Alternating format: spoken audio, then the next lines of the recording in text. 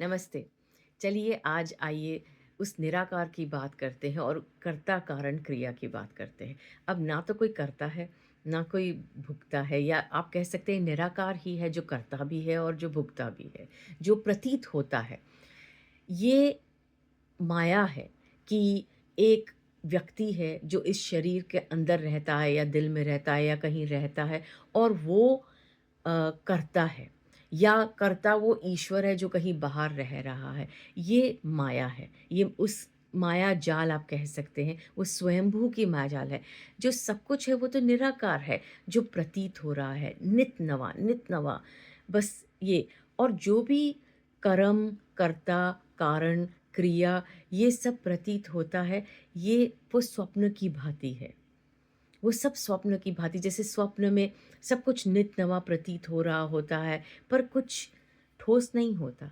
वैसे ही ये निराकार उस कर्ता के जैसे प्रतीत होता है। और ये तो आप कई शास्त्रों में पढ़ेंगे, जैसे कि भगवद गीता में 27वां श्लोक है तीसरे अध्याय में कि अ, प्रत्येक क्रिया मना, मुझे याद नहीं है पूरा, लेकिन उसका ये अहंकार विमूढ़ आत्मा करता है हम इति मन्यते।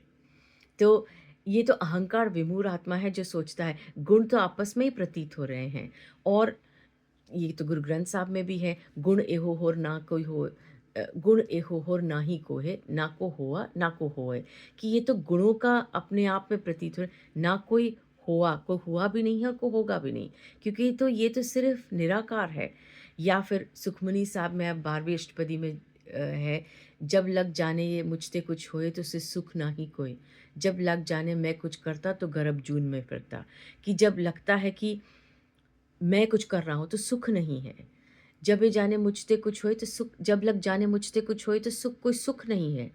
जब ये जाने मैं कुछ करता तो गर्भ जून में, फिर वो गर्भ कि मैं जन्म लेता हूँ, मैं मरता हूँ और जन्म, उसके बारे में अगले वीडियो में बात करेंगे। तो ये सब कर्ता तो वही है, कर्ता कारण। पर मैं ये भी नहीं कहूँगी, क्योंकि कठोपनिषद में ये भी लिखा है कि निराकार कुछ बन नहीं सकता। निराकार तो बस है। वो तो, और वो नित नवा इस भ्रम में प्रतीत होता है कि कर्म हो रहा है, कारण है, कुछ करता हूँ। करता कोई ना बाहर बैठा है, ना कोई अंदर बैठा है।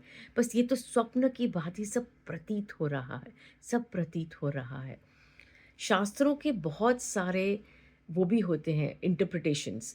और ये सबसे खूबसूरती होती है शास्त्रों की कि उसे द्वैत तरीके में भी इंटरप्रेट किया जा सकता है और अद्वैत में भी। और जहाँ तक मेरा अध्ययन है शास्त्रों का, और मैं अध्ययन भी नहीं कहूँगी, जहाँ पर जब ये होता है, जब सिर्फ निराकार होता है, तो ना कोई बैरी ना कोई बेगाना होता है। सब कुछ अलग, कुछ प्रत्यक्ष नहीं होता। तब सिर्फ एक विस्माद रह जाता है कि निराकार ही है जो हर रूप में है। और वो निराकार ही है जो इस भ्रम में प्रतीत हो रहा है कि मैं करता हूँ, मैं कारण हूँ, मैं क्रिया कर रहा हूँ, मैं अलग हूँ सबसे। और इज़न्ट इट सो वंडरफुल। और हाँ, थोड़े बहुत स्क्रिप्चर्स मैंने थोड़े बहुत पढ़े हैं, तो उसमें जो यहाँ पे दिखता है, जो पढ़ा जाता है, इट्स जस्ट अ वंडर कि जो गायन है, जो उस अनाद नाद का गायन है शास्त्रों में, जो एक आप कह सकते हैं कि दैट विस्माद जो इस गायन में दिखता है, इट्स सो वंडरफुल कि बस उस निराकार की ही उस्तत है। और विस्माद है कि भ्रम में भी वो प्रतीत होता है और कहता है मैं करता हूँ।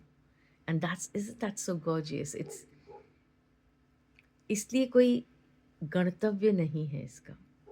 देयर इज़ नो, बस वो अपने आप ही सब कुछ है। नमस्ते, थैंक यू, शुक्रिया।